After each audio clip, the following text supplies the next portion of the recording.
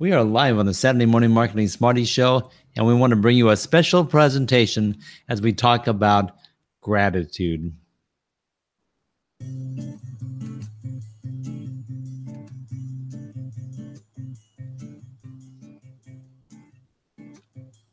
The gratitude attitude, the launch pad for abundance.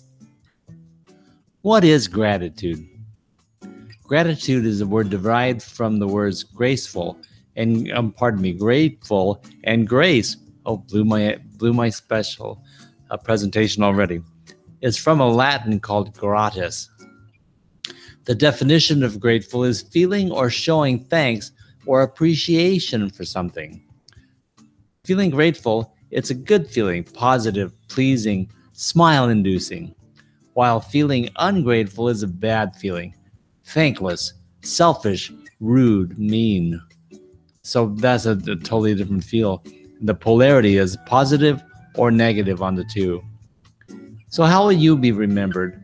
You've got to remember to bring your gratitude attitude. Can you feel that? Expanding in joy will bring happiness, health, and wealth. Abundance in all things. This is something I live by. And that's a message for 2017. Going into 2018, basically, it hasn't changed.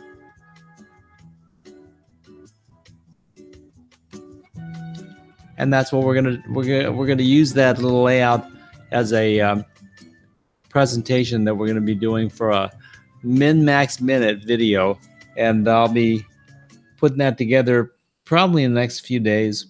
So you people who happen to be watching and as we started the show got to see a little preview of that. That's not the total thing, but it is most of it.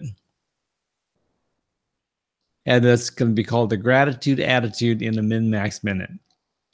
So greetings, everybody, and welcome to Saturday Morning Marketing Smarties Show. And I am joined today. My name is Roland, and I'm joined today by Tim Longwell. Tim, come on board and say hi and tell everybody what you'll be doing with us today. I'm Tim Longwell with Longwell Art Studios, and we help people reignite their creativity for their health and happiness. We're going to be doing our comment wrangling, helping Roland here bring your comments, your thoughts and ideas into the live programming so that you can say you too had your say. Thank you. And we're not even going to do it. What I usually do on these shows is I start off with getting a lot off my chest and talking about the stuff that's been bugging me. And I'm really over it. I've had a really good couple of weeks during the Christmas season, the holidays. And going into 2018, I really want to do what I tell people to do. That's start with the positive attitude. So one of the things that I don't do, though, is I don't do New Year's resolutions. Because here's what I think about New Year's resolutions. I think that there are a lot of times a waste of time. You make commitments to things that you don't really want to do, but you think you should do. And so you make a mark as, okay, my New Year's resolution, I'm going to do this for myself because I know it'll benefit me or be good for me or for other people. And although it's going to be tough for me to meet this challenge, I'm going to put my feet to the fire and make it my New Year's resolution. And then you get to nights and feel bad about the whole thing about 2 or 3 months later when you realize I totally flubbed on this thing and did not carry through. So rather than that, I would rather have things that I commit to that are going to carry over and are going to benefit, and maybe some of the sustaining principles that I'm taking from 2017 or before. Because if you're really committing yourself to something, you probably should have done it last year or a couple of years ago or maybe all your life ago, as opposed to making the change in 2018 for the betterment of yourself and mankind. It's almost like too late, but anyway, that's kind of how I feel about it. And I think when New Year's resolutions stand very little chance of succeeding, I think that we can really be smart about what we're doing and make some commitments to some stuff that we really want to do, that makes sense to do, and that you can get behind it, and that are going to make a difference in your life. So that's kind of my focus on the whole thing. So what do you think, Tim? Am I climbing up the wrong tree, or is it a worthwhile endeavor?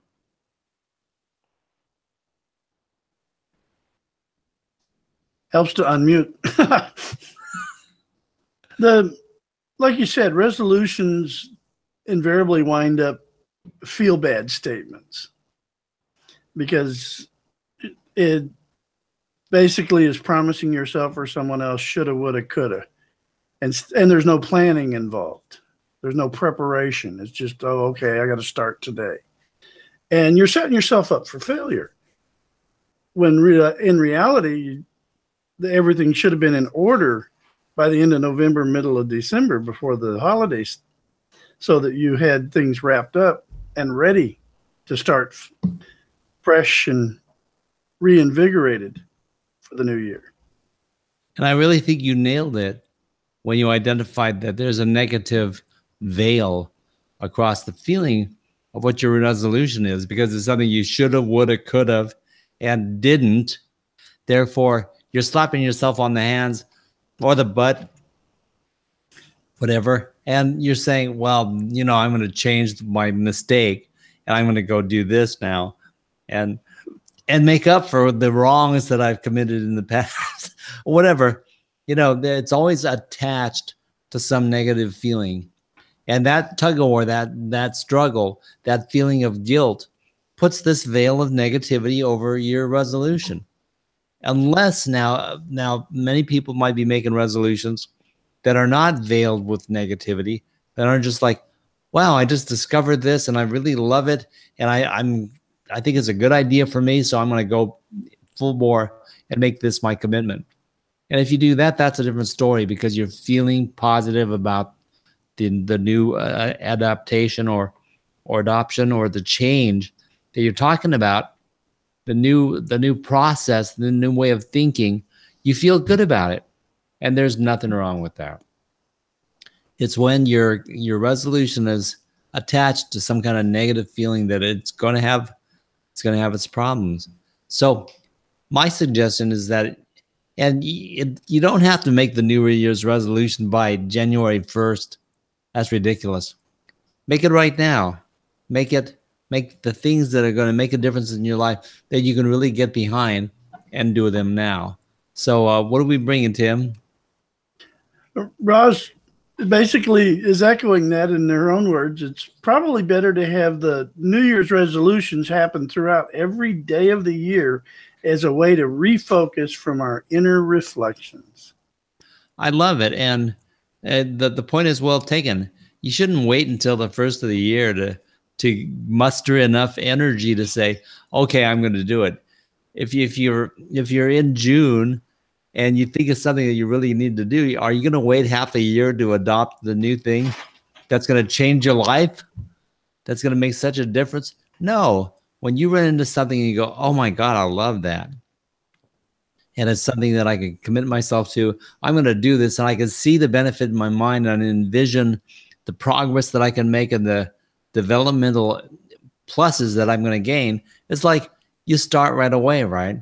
So New Year's resolutions are kind of a joke to me.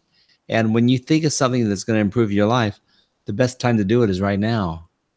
And I understand that certain times the thing that you're thinking of adopting or adding to your life or a regimen is going to be a cost thing or an educational thing. And you can't just do it now, but you're going to have to take some steps to approach your ability to accomplish that.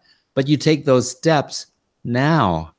You start walking towards it now. You start preparing now. You do your research, and your awareness factor builds. And that supports the progress. That's all part of the progress and the process of doing that thing for yourself. So it's not about coming to a point where it's like, this is my deadline, this is my goal, I have to make this. So the first of the year, I'm going to do this for myself. No, you start doing it right away. Even if it takes steps to get there, you start doing it now. So also we want to say hi as you have been to the people out there.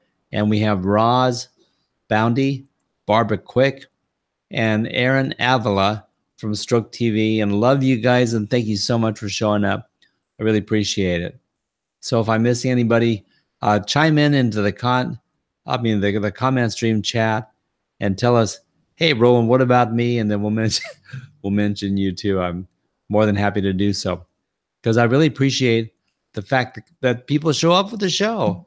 I mean, I know it's like you're as much friends as anything, but I mean, friends or not, if we didn't have something worth talking about in the show, if we were not inspirational, if we didn't give some value, I don't think that we could keep you around.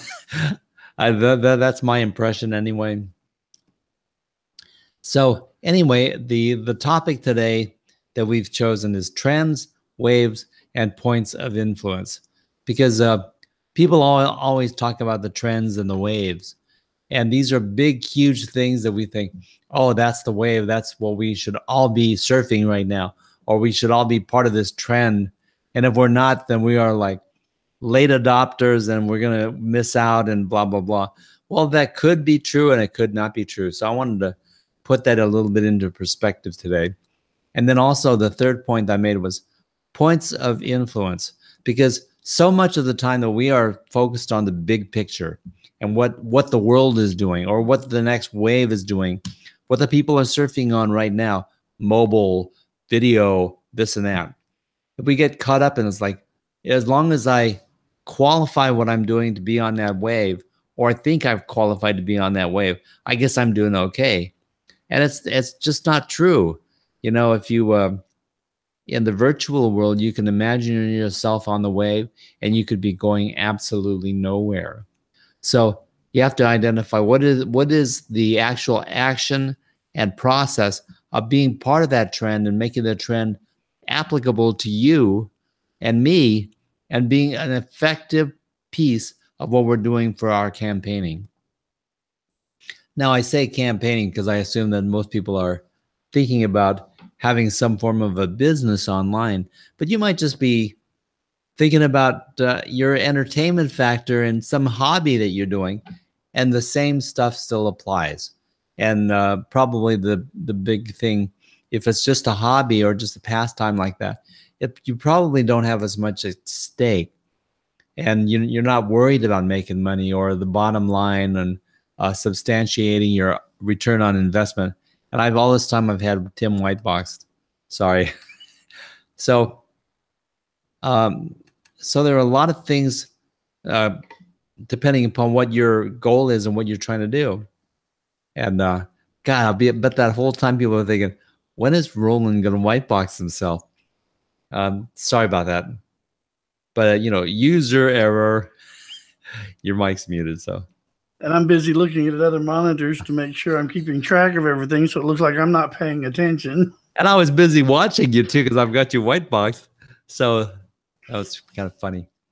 But obviously, my mouth works separate from the rest of me. It can keep on going. So that's kind of what was happening. But anyway, we're going to cover a few things. But as we do so, I would really like to know what the people in the audience feel about the things that we're saying, or feel about the subjects in general. If we're missing the point on some things, I would like you to bring them up and say, well, what about this, or what about that, or how do you feel about this, or I feel like blah, blah, blah about this. And I want to know how you feel about things. And we're going to cover a few things and make some suggestions. And then near the end of the show, I have a few concepts that may help people, and a few foci, that's plural of focus, a few foci that people might want to focus on, that it's going to really help you attain some traction and maybe a direction for 2018. Now, your direction might be to achieve some kind of a business establishment, but usually it takes more than just saying, I want to have a business online, because 90% of the people are saying, I want to have a business online. What can I sell? What can I provide? How can I price this? How can I get SEO value and get found on Google for my stuff? And there are several steps that you should be considering before you get there. And then if you consider those steps and you're confident about what you've got to offer, then you talk about SEO, then you talk about a website, then you talk about video productions and campaigns and stuff. You don't talk about the campaigns until you're sure about your product or service. And that's one of the biggest failures for people is they don't have a package. They don't have a price list. They don't have services that they've been offering for a year or 2 years or 10 years. They're just saying, I think I'm going to start a business online. Excuse me. And so there are many things to consider. But if you've considered these things, then there are next steps. And the next steps are often basically review steps about what it is you think you have. Because I would want you to take a little different look at what you have and think how it applies to the concept of online marketing, the audience out there, your potential customer in the digital world. What are their habits? What are their trends? What do they need from you? And what are they not saying in the communications that we have to assume or find some influence and information on so we can conclude whether we are on the right track or not? Because you just can't build a campaign and try to do something without knowing what the interaction and the results are going to be with your clientele. You just can't do that. That's why you have A/B testing and sample stuff and surveys and all this stuff to get information from the people. So I will have an idea for you by the end of the show. And remind me if I don't talk about this, but it has to do with starting your own show. Simple as that. It has to do with starting your own show, just like the one you're watching here. And the show does not have to be something like, yes, I'm the inspirational genius behind the Smarties show, and therefore I can start a show called Saturday Morning Marketing Smarties. It can be any concept. It can be any level. It could be something casual. It can be, even if you're not the expert, you can start a show and you can start developing a following based on the subject and the way you're delivering and the way you handle it. So anything like that can happen, but it's going to take a lot of thought. We have to figure it out, and that's what we are suggesting that you do. So anyway, let me see if I can focus on my notes here and see where we want to take this, because basically I have an outline here, and I've got three main subjects that I wanted to bring up today, one of which won't take any time at all, because I found that this is the way I do things most or all of the time. I min-max. And, for me to come up with a term that actually says what I'm doing was just a revelation in itself, because min-maxing is the concept of doing what you need to do to get the quality and level of this acceptable quality of product and service out there to do a really good job for the people. That's basically what it is. You want to have a fair exchange presented to the people for the money that they're willing to pay you. And so min-maxing basically says, make sure your product or service is worth having, make sure that the people want it, and then price it accordingly, and then proceed from there. But then when it comes to all the things you do to promote it and to show it off and to advertise it and to integrate with people to find customers, you min-max every single one of those steps the same way. You use the minimum you need for maximum impact to convey your message, to show off your stuff, and actually achieve the end goal, which is to accept worthy clients that really, really want you.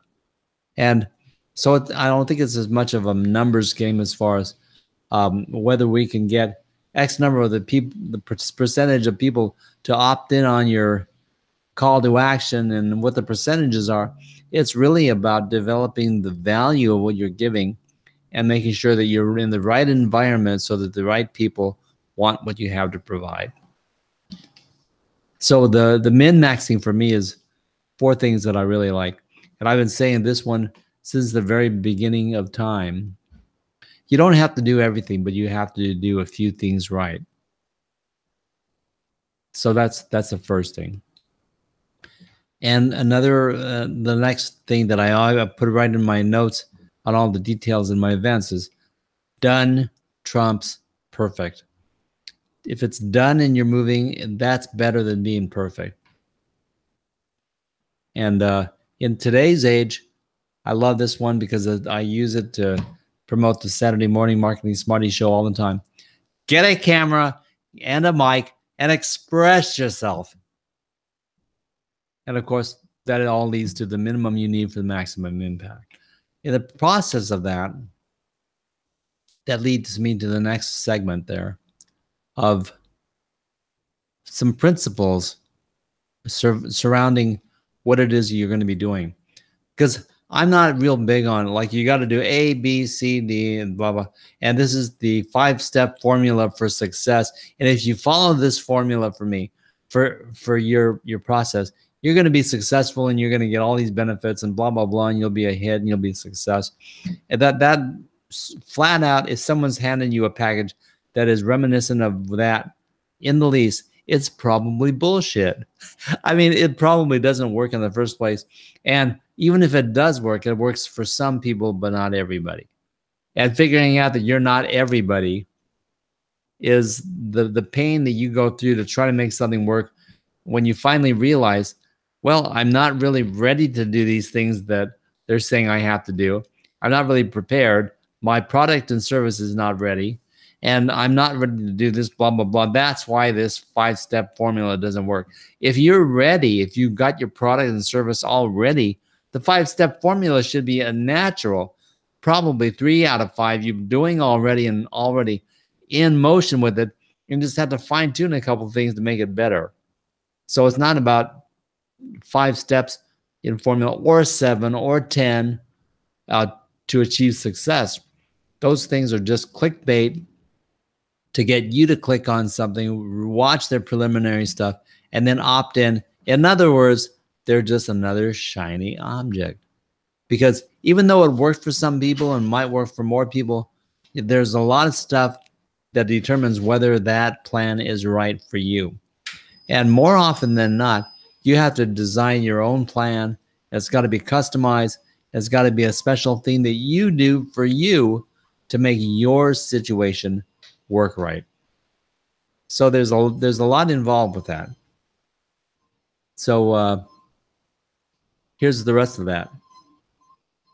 As we said, do what you love and eventually you get paid for it. That's principle number 1. Okay? Do what you love and eventually you'll get paid for it. The next thing that I would suggest, and to me these are all very important. We can discuss it further if you like. But here's the principle that I adapted to about 5 years ago. No, it's more like 10 years ago. Don't compete. Be different and stand out.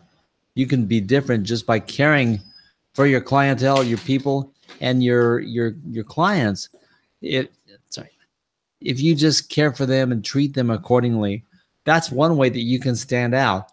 And that's going to beat the pack when it comes to service and hospitality and interaction with your clients and this stuff.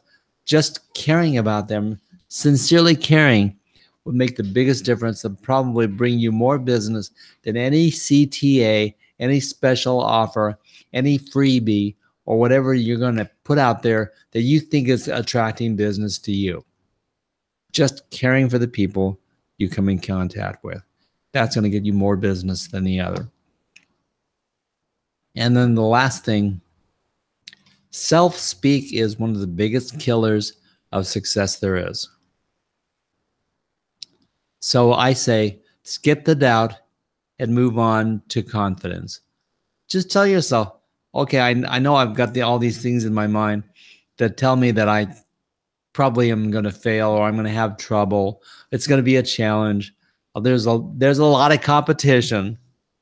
Skip that stuff and focus on who you are and what you bring. And if you skip that and move on to the confidence, chances are you might get started. Whereas with the doubt and with the negativity, you may not ever get started. Well, there is zero chance of success if you don't get started.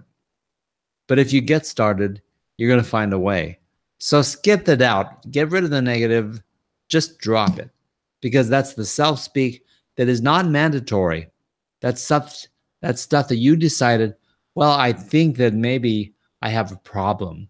I think that maybe I've got challenges. I think maybe there's a lot of competition. I hear it tell everyone that I talk to says, oh yeah, there are a lot of people doing exactly what you're talking about. You're going to have a lot of competition. Well, that's all in your mind, because somehow people succeed no matter what they do if they love doing it. And they're going to have success if they stick it out. And sometimes the way you stand out and the way you are different is just your confidence and love for what you're doing, and you're just effusing this positive nature about your thing that you do. And people are attracted to that, not necessarily the thing you do, but just the nature of who you are and what you bring and how you bring it. That can make all the difference. So get rid of the self-doubt, because that's the biggest killer of success that there is. So what do you think, Tim? Anybody commenting about my philosophies on business and life? No, they're laughing about the where you had me white boxed, and I told you that they would probably, when it came across the video, it looked like I was oblivious because I was busy looking at other screens and everything. Well, that's the response it got. All right. Wow. So I went through this. So it's going to look like I wasn't paying attention, but so I went through this fabulous dissertation right now, and everybody's still hung up on the white box thing. Okay, now a little mistake.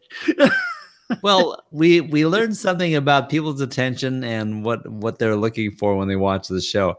I guess they're looking for comic relief, and we can definitely provide that from time to time, no problem.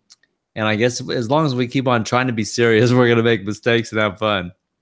So that's all good for me. So, but the main thing that I wanted to focus on today was the concept of trends. And I discovered some things that I wanted to present that are pretty much the mindset attitude on how to proceed, because a lot of people who watch this show might be like self-starters, but they haven't started yet, or they're in the midst of adjusting their outreach.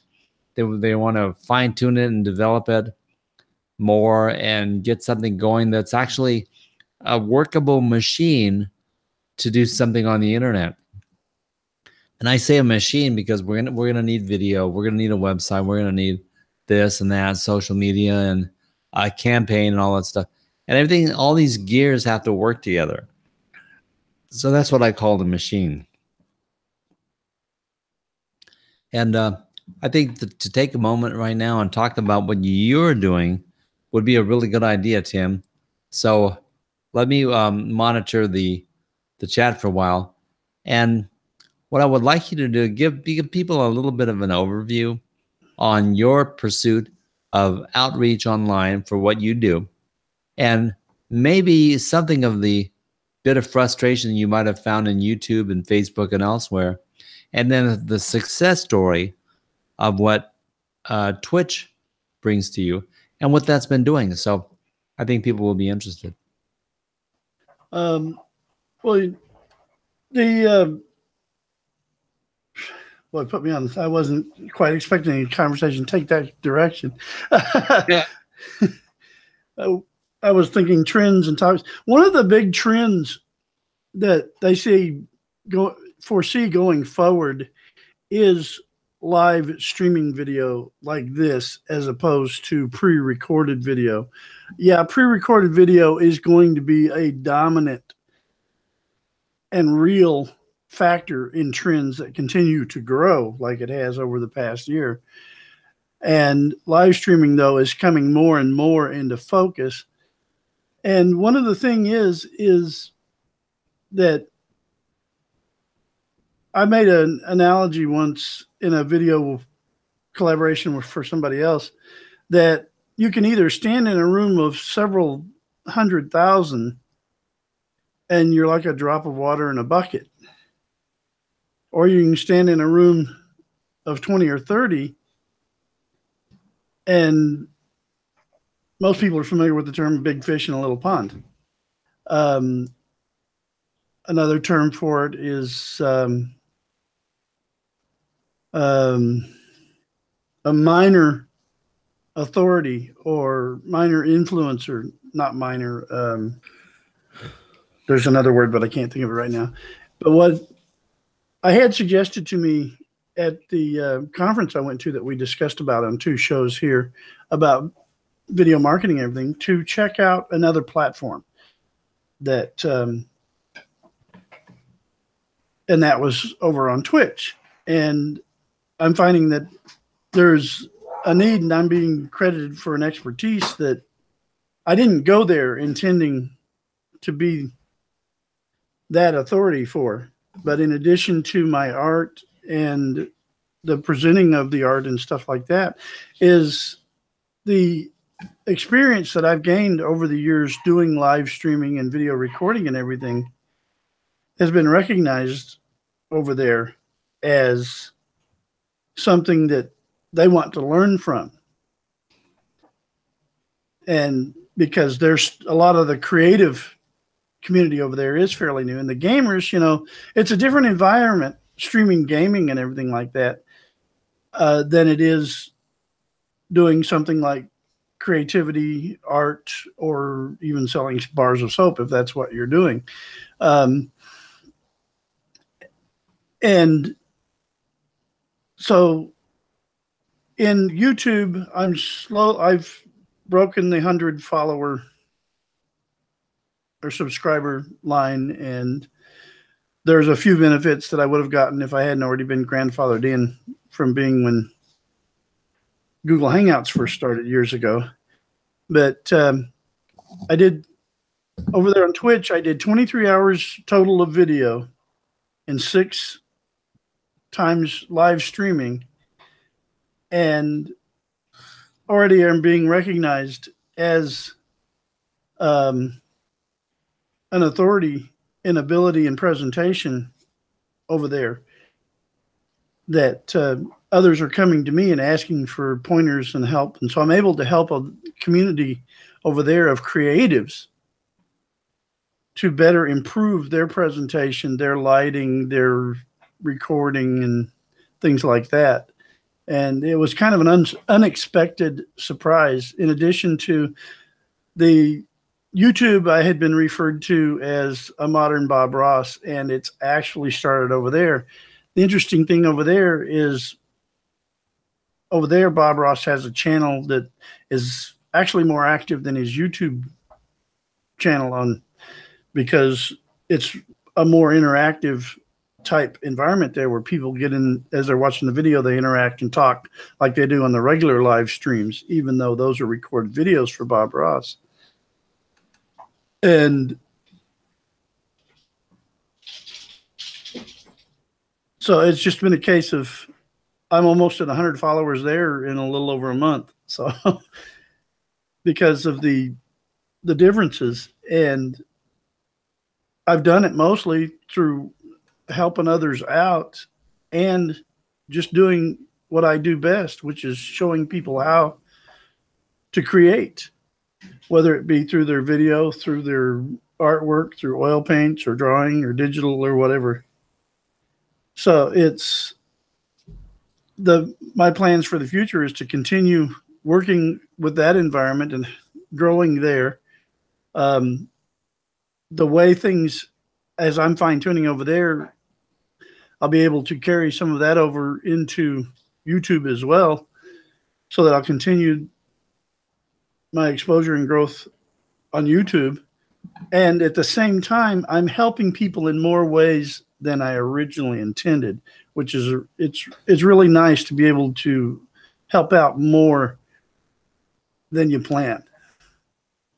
Well, it's such a really grand example First of all, you start out with the right attitude, and you're out there helping people. And I know that you help people because when people contact you, the first thing you think of is, how can I help them?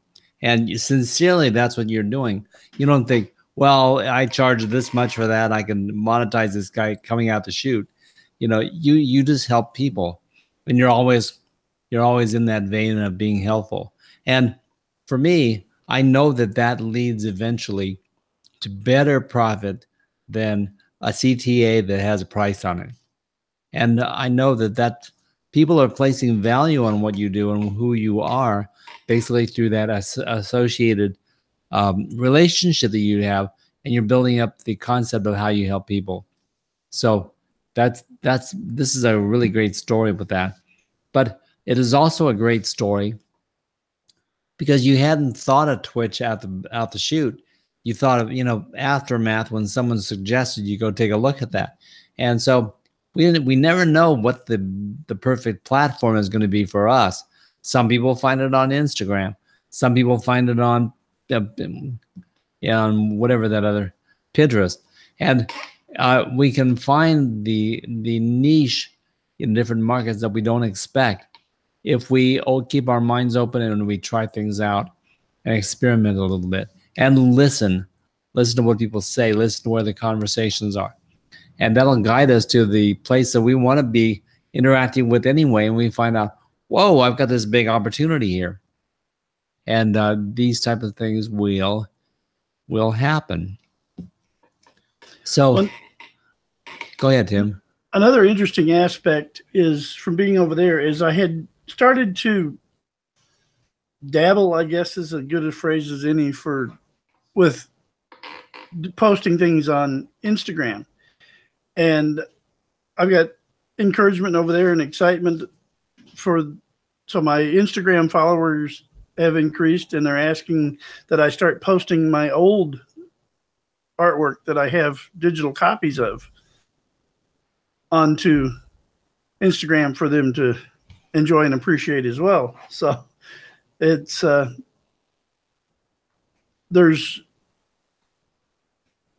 it's that, like you've said all along, where if you give, other people will eventually come to you.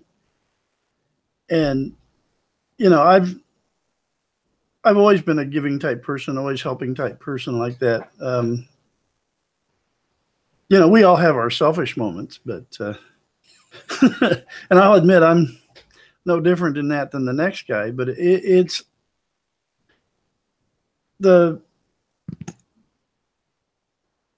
where I'm at today with video streaming and video presentation, both on YouTube and on Twitch. 6 months ago, when I started on the dedicated video journey, I would never have anticipated. Yeah. And it's been really surprising to me. It's encouraging, and it's still sometimes a little overwhelming.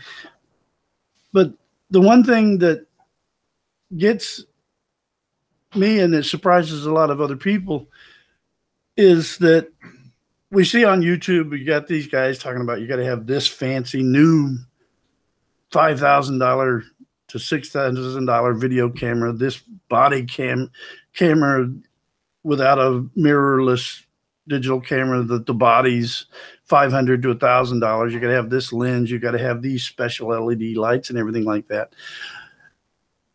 And when people find out that I'm doing this with the equipment that I'm doing it with, they can't believe that the quality that can be delivered, and it's just knowing how to do it right. It's how to set things up. My production is 3 cameras that are all under $75 each. And the microphones are $20 microphones.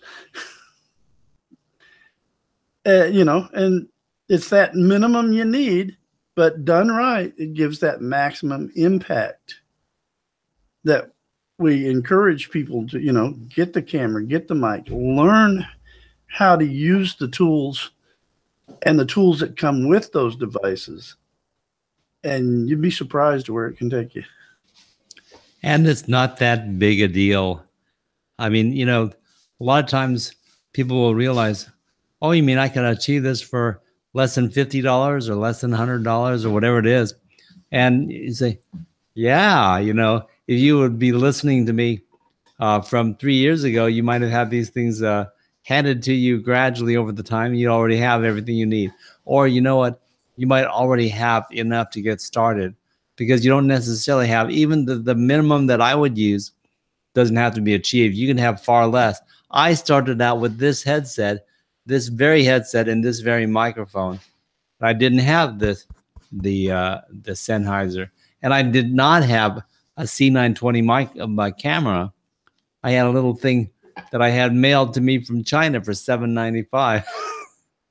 So so when you get started, the most important thing is that you get started. Do what you can with what you've got from where you are, and that's the Mike Dooley process of going for it. You do what you can with what you've got from where you are, and that's pretty much the base philosophy of min-maxing. Is you do what you can with what you got from where you are. But now, I'd like to know what the people think out there, and what's on your mind. But there are a few things that I would consider to be something of predictive for 2018. And these are, I'm going to come across really simple, because I don't think they're really very much different from what they've been the last few years. But these are the things that I think are still part of this oncoming trend and wave that started when I started streaming 3 years ago in 2014, at the end of 2014. And this 2018 pretty much launches the start of my 4th year of doing the Smarty Show. And some of the things that I've latched onto back then when I started the show are still true today.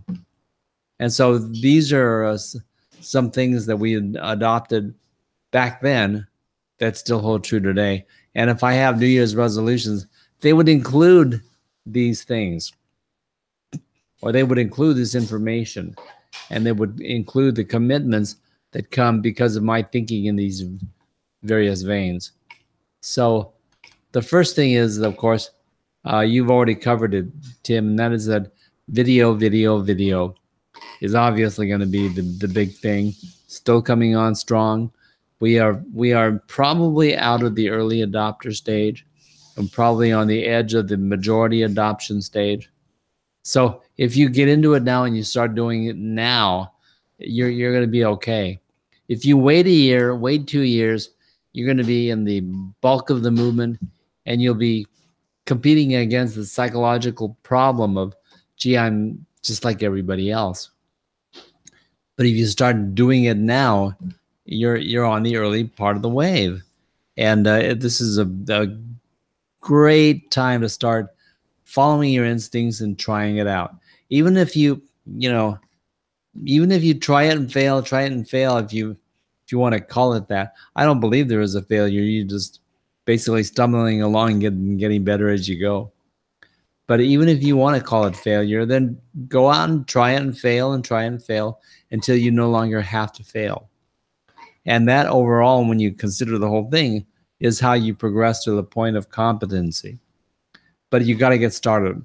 So get started in video doing something, whether you're live streaming or whether you're producing little short videos to put on YouTube, or whether you're developing a niche clique of people on Twitch, or if you're doing Facebook Live and developing a following there. Whatever you're doing, try something and get started with video. The other thing is that we haven't really mentioned it yet, but mobile. Mobile is going to be huge. It's been huge. It's going to get bigger, and we're refining what we know about mobile, which is, I think, wonderful, because we've been saying for 3 years now, mobile first, but not only. In other words, it was an instinct I had more than anything else when I started saying mobile first, but not only. mimic somebody that said it before me. And I just said, that makes sense. And the thing that I've discovered to fill in the blanks after that in the last 2-3 years is that people seek on mobile because it's with them all the time. They've always got their phone in their hands, on their person, with them. And then they think of something that they want to know, so they look it up on their phones. That's why they look it up on their phones first. But it's not the only place, because a lot of people bookmark things from their phone or whatever, or send themselves messages to remind themselves to do the research. Then they go home, or they get on the tablet or their laptop or their desktop, and they do deeper research there, because you can learn faster and easier on a computer than you can on your phone. Well, that being said, a lot of people are really fast on their phones, but I think that the opportunity to see a bigger screen with more information and just a bigger view of the same thing is just a different impact point than looking at a small screen with limited information. So the cell phone is a smartphone is a great starting point, but it is not, it could be, but it is not always the end all for the research that follows an initial search. So we have to understand that there's an interaction between devices at different stages that leads to the overall education of the person doing the search. Yeah, realistically, you need to concentrate more on a case of a responsive design that caters to a cell phone, a tablet, a small notebook or airbook type computer like the Chromebooks that are just like 10, 11 inch, 12 inch monitors with keyboards attached. So they're a little more than a tablet. And then the home desktop computer. A lot of the research, a lot of things are still done. People, the mobile first is for the customers that are out on the street when they want something. They want information. They're in your store. They want information now. They're in the market for something in a neighborhood. They want to know where you're located now. They want to know what your hours are now. They want to know if your prices are in their range to justify them visiting your location if you're a brick and mortar. They want to know that information now. But when they want to look at things later, maybe they come into your brick and mortar and they looked around and they admired a few things, and then they go home and they check out your website. But your website's only designed for mobile. So they don't get any more information. There's no expounding on what's available to them. They don't learn anything additional when they got to their main home computer and doing the deeper research. Then you've dropped the ball. So it's a case of it's a tiered progress. Mm-hmm. With mobile is the door they walk through. Desktop is where they sit down in your living room and spend time with you. Exactly. So the mobile first, but not only, has been progressively redefined until I understand it a lot better. Very seldom is it mobile only, except for certain types of searches, certain on-the-fly things. But when it comes to things that people want to know and understand, do research on, it really probably is requiring more devices than one. And it's a very progressive thing. So that's something that we knew that we understand about mobile. But since people are finding our campaigns and our presences online, a lot of time mobile first, a smartphone first, we have to be prepared for that and make sure that the experience of being online is totally acceptable by the mobile phone, and then also translatable on larger devices as well. And to make that effective, it takes a little bit of thought. It's not the way it used to be years ago. The whole focus of websites changed because of this mobile first movement, and there's a lot involved. So that's all the stuff that you have to figure out before you build a website. Please do the research before you build a website. So I've got two more things that I wanted to add, two or three. And the first of which is the concept of Facebook advertising and advertising in general online. Because back to 2014, one of the things that I said, actually, I made a video in September of 2014 before I started live streaming. And I mentioned this statistic that advertising in Facebook or even in any social media is 80% rejected out the gate. Now, let's analyze that just for 1 minute. If it's 80% rejected, that means that people see an ad and they immediately turn off because they feel negative. They're going, oh, the damn ad is in my face again. No, I don't want this thing. Click away or go away or ignore. So it's 80% rejected. And if people spend thousands of dollars producing a really fine ad for the internet, they could be wasting their time because a well-produced ad is considered propaganda by the consumer.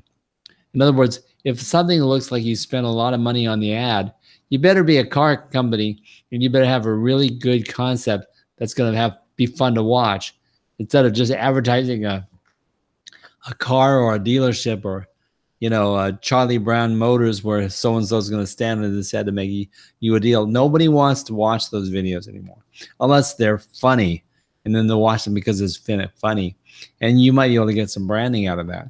But Facebook ads in general are mostly rejected. So what are people doing as a result? Well, the Facebook ads are stepping away from the concept of clickbait and stepping away from the concept of call to action to buy something. And they're more allured to getting involved in a conversation. Now, there's a lot more to that. But basically, the Facebook ads that are being effective are the ones that lead people to a concept that they want to research more and be involved in, not just a one-off instantaneous impulse buy. That's a lot less going on, and it's a lot more engaging people in a concept that they want to talk about. Tim, did you have something to add? Yeah, that's just the point. And that's one of the things that one of the big social trends is that we need to be aware of is that people want the social interaction now. They don't want to be told anymore. They want to share the experience. They want to be informed and accepted as being able to make an informed decision. The internet has created an environment with people, they don't need to take your word for it anymore. Give them a reason to know, like, and trust you, because just because you said so isn't good enough. Absolutely. So with, the statistic that we found was that 80% of the ads on Facebook were rejected out the gate. And that's not changed. But what has changed is people's tolerance of the ads and their boldness to act the way they're going to act because of it. So if you know a market of advertising is going to be 80% rejected, does that make a lot of sense to do it? Well, one of the reasons is that Facebook ads are cheap enough that you can afford to throw some money at it and not waste a lot of money. And you might get some kind of a reaction. So depending upon the type of business and depending upon your campaign, how you're going to engage the people, they can be very effective. But you better have a brilliant plan. It's not an accidental overnight sensation discovery type of thing. So Facebook ads can be effective, but better research it and find out how to use them wisely. The other thing parallel to this is everything going on in social media. Back in 2014, I knew this and I made a declaration, and I was probably a decade late on this, but reviews and testimonials are the new word of mouth. They are the new methodology of building up the know, like, and trust scene in social media, is that you have to have people talking about you. So reviews and testimonials. But I'm not talking about fake reviews and fake testimonials. they better be the real thing. Because I can tell, in most cases, I can tell when a review or a testimonial is fake or not. And sometimes you can research and realize, oh, this guy that did that review works for the company or something. So do your research and find out who's saying. That's another thing. What are we bringing, Tim?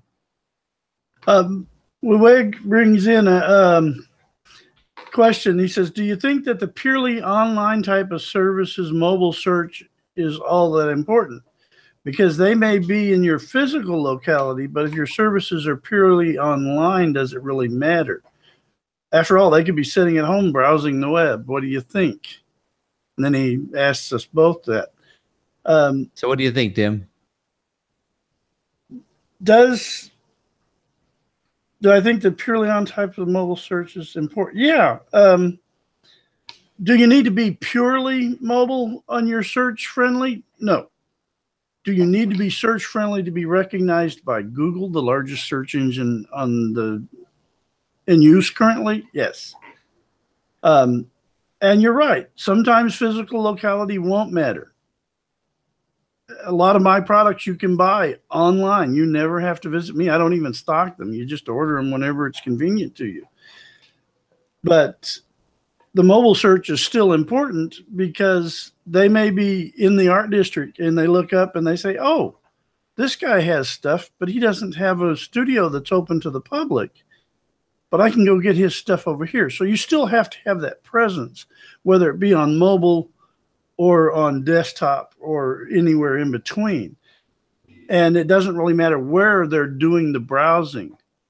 I mean, as an example of what I do, artwork.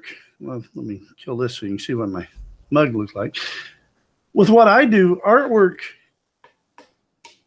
is an aesthetic type of environment.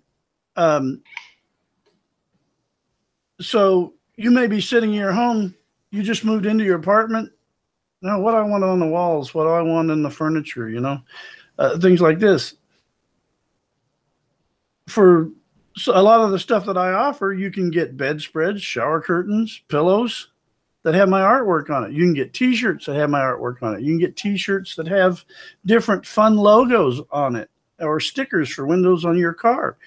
That because this is what people want nowadays for their, you know, they don't not necessarily want a big wall-size painting. People's expression is unique today. And so, yeah, you need to be able to be found in all avenues. So mobile search, does it need to be purely online type of services important for mobile search? I say yes, but that doesn't need to be your only focus. So, Tim, did I just hear you plug your business? That's okay. I mean, it was the only example I had. No, it was a good example. I'm just teasing you. I'm putting you on the spot and teasing you, but I think that so admonished and noodle whipped. Yeah, when it comes to the concept of what WeWake was asking and talking about, hang on, I want to bring that up again because.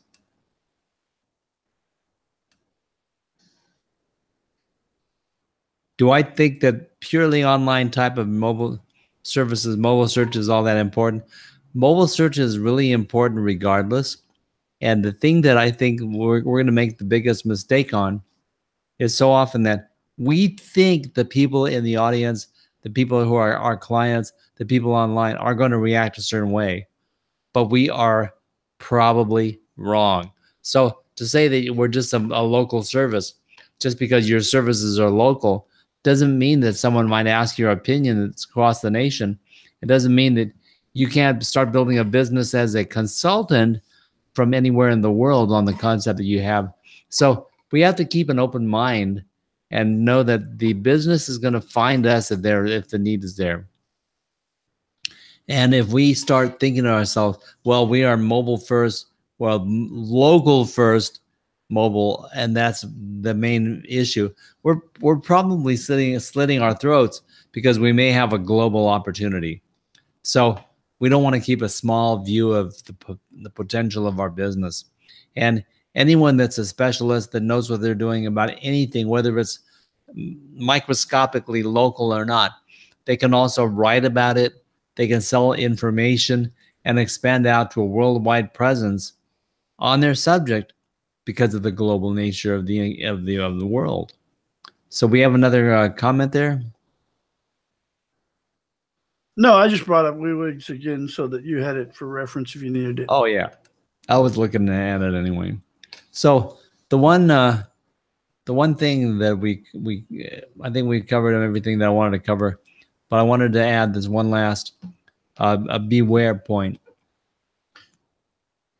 because with everything going on, everyone's going to get fired up and say, yeah, I want to get started. Yeah, I want to try something. Yeah, I don't want a New Year's resolution. I want a new way to go. I want to do something different. I want to take that move. I want to get set up. And the initial problem is that, along with the fact that 80% of the ads out there are being rejected online, 80% of the information being put online is BS. I made that declaration back in 2014, mainly, and I had a problem with the other marketers around me because they're out busy promoting businesses that we could rationalize and say they had no business promoting, but they were taking money from these people and promoting them to get hits when they really weren't deserving of the hits. And that's kind of why I dropped out of that business. But the concept that I want to approach in closing the show is that there's a lot of shiny objects around. A lot of shiny objects. So consider anything that you see as a shiny object first, and then inspect it thoroughly before you say, I think I need this. I think I'll impulse buy this. I think I'll do this. I'll invest some money in this. Before you do that, think to yourself and ask around and get some other opinions of people. Do I really need this thing, or is it in my mind? Because 80% of the time, you don't need it. Now, some of the time you need it, but not in the order or not in the way that they're selling it to you.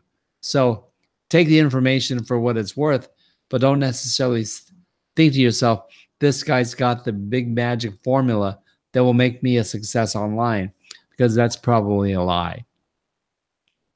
So a couple things to remember when you're vetting out a shiny object.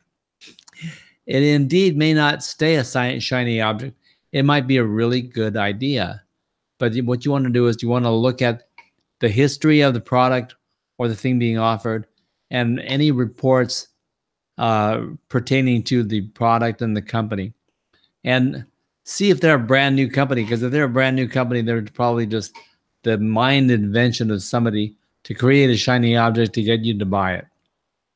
And so look at the history and reports.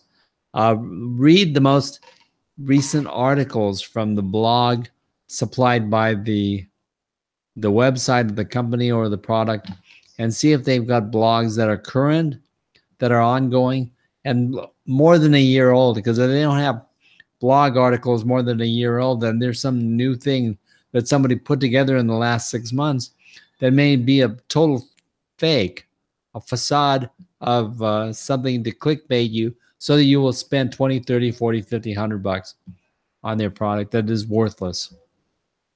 So read the recent blog article. If they don't have a recent blog article for the last year, that means that there's no action going on and no flow of information causing them to write a worthy blog once a week or once a month at least. And so if there's nothing recent, that's a problem. And research who's commenting and who is endorsing, and make sure that just because you see Gary Vaynerchuk's picture on a product, make sure that's not a fake endorsement, because a lot of times the people will put the concept up there and put someone's picture up there and just say, Gary Vaynerchuk said blah, blah, blah, blah, blah. What he said had nothing to do with the product or service, but it was something he said about the industry. So the people use this as content, and it looks like Gary Vaynerchuk is endorsing their product, and indeed is not. That's just an example. And the last thing about the shiny objects is don't believe the sales pitch where they get you emotionally involved, like, and you can do this and you can do that, and it's a guaranteed success and money back guarantee and all the things that they're going to add to it. They get you all excited because that's what they're supposed to do, get you excited. Cut through the chase, stick with the proof. Get proof of the sincerity of the resource and get proof of the results before you buy into something. And then therefore it may not be a shiny object at all, but treat it as a shiny object first before you proceed. And one of the big things that going into this year is do all of this with a clean slate, saying, I'm not going to worry about the things that have happened in the past. I'm going to go forward with positive emotion and a great attitude. And that's what we bring when we talk about bringing your gratitude attitude and making that work for you. That's what we're talking about. So, Tim, do you have anything else in closing before we wrap up the show?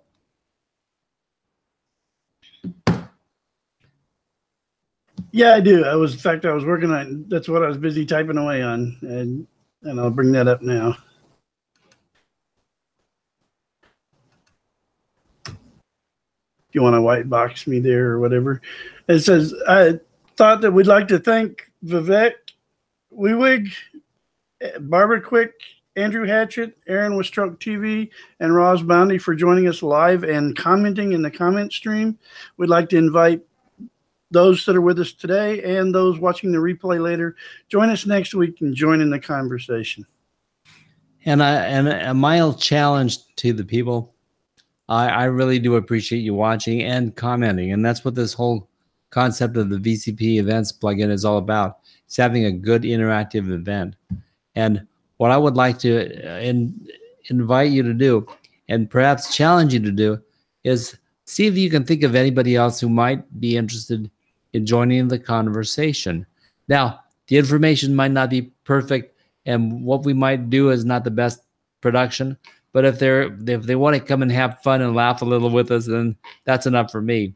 But in the meantime, somebody might hear something that is very helpful, then encouraging them to proceed, to get a camera, get a mic, and get started expressing themselves. And with that, I think that it's about time to wrap up. So I'm going to get this ready for one thing. And basically, thank everybody for playing with us today. And thank you, Tim, for being the man that you are and helping me out do this. And I really appreciate that, everybody. Thanks a lot for watching Saturday Morning Marketing Smarties. We'll see ya.